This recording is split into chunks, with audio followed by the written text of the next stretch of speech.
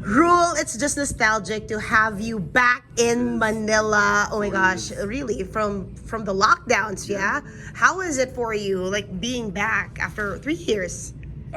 It's amazing. I mean, it left such a strong impression on me when I was here in 2019, and yeah, it was such an amazing show. It kicked off the Asia tour, my first Asia tour, so it was like really memorable. It just was a great start, and it was so like, fans were so loud, and I didn't know that I had any fans over here, and now obviously just putting out music again.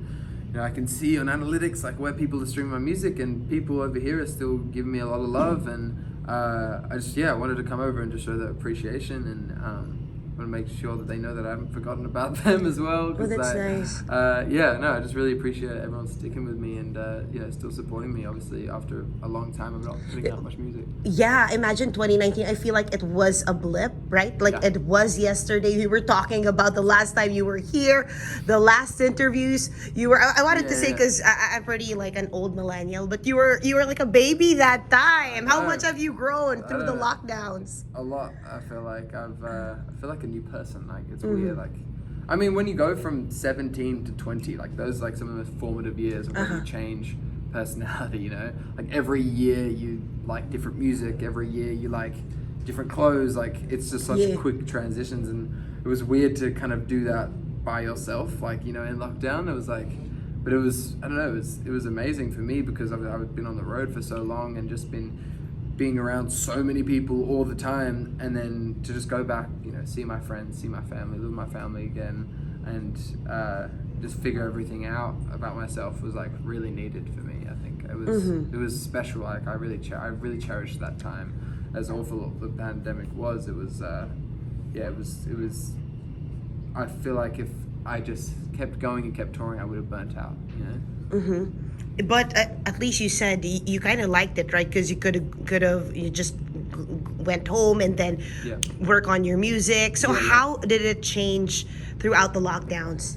Yeah, I mean, I didn't really work on much music until a bit later on. Like, I think I was locked down for a few months and I just did nothing. And then I was like, okay, I should probably start writing this album. And I was just writing by myself and learning how to produce and trying to make demos myself. And that was a learning curve because I never really had to do it by myself before. I became a lot more self-sufficient. I'd always been in a room with someone helping me. So it was a good reality check, to be like, all right, you need to figure out how to do this by yourself. And that was really great for me just to learn how to do that. And I wrote a lot of, really sad existential songs. I was listening to a lot of folk music and singer-songwriter stuff. And this sort of genre that I'd never really delved into before. So that was really exciting for me and it was really inspiring. And then, anyway, I had this accumulated all these songs and they were very different to what I put out before. And then I went to LA and I was like, here's my album that I wrote. And everyone's like, dude, like you need to, like this is too much, like a bit too rogue. And I was like, oh, okay, like I get what you mean. And it never felt finished. Like I agreed with them, like, with my producers and my team. They were like, it wasn't, it was so demo-y, it was so raw. So I was excited to just get back into a studio and make things sound refined and like professional again. And that was cool. That's nice. So at least now you feel like you're really above it already. You grasped it with and met head on with your producers. No, it was cool to bring like what I learned and also what I loved and just put that into this other world that I was used to and where I feel like where actually all my strengths are. So yeah, the music on the album that's coming up is like definitely a mixture of all that and trying to flood those influences without sounding like I'm being someone I'm not. And also the last, because you said that you're still so surprised that back here the love is being shown. And I do remember the last interview you were saying that you were listening to Shanty Dope here from the Philippines. Are you listening to any new Filipino artists now? There's a few that I've been put on to before I got here that I'm gonna be catching up with. There's a guy called Adi, I think. Is that his name? Adi? Oh, I forgot his name. Sorry, he's great. Josh Cullen, I've been gonna catch up with. Kiana. I mean, Billy Davis, obviously, he's like one of a mate of mine in Melbourne who who's Filipino, and he's an incredible piano player. Wow. So that's nice. It's like a wider collab this time around, right? Yeah, yeah. But do you want to touch base with your fans here? Yeah, of What are course. your plans? Yeah, I'm doing a show tomorrow at the Venice Grand.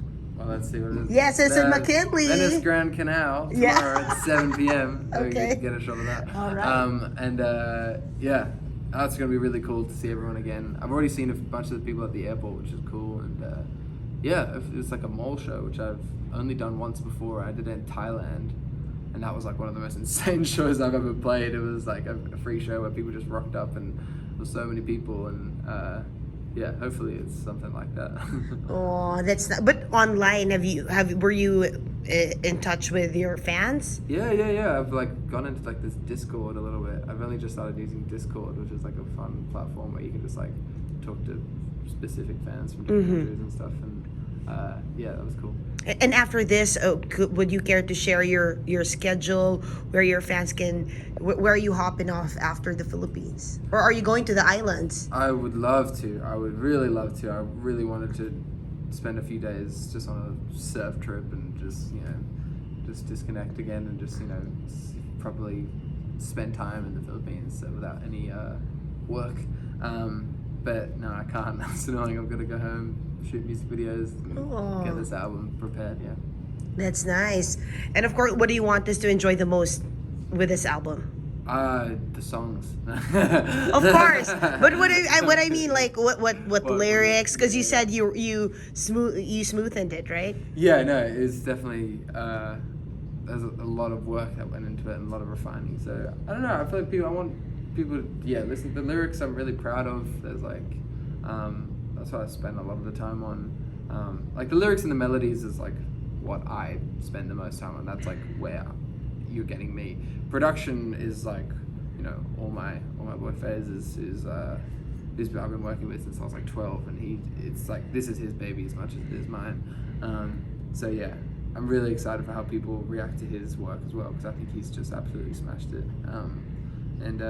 Yeah, like the visuals as well. I'm really excited for people to see that, like to see where all the inspiration came from, and yeah, the visuals are really important to me. That's like it's always really fun to have something come with the song to kind of take it into a new world. So. All right.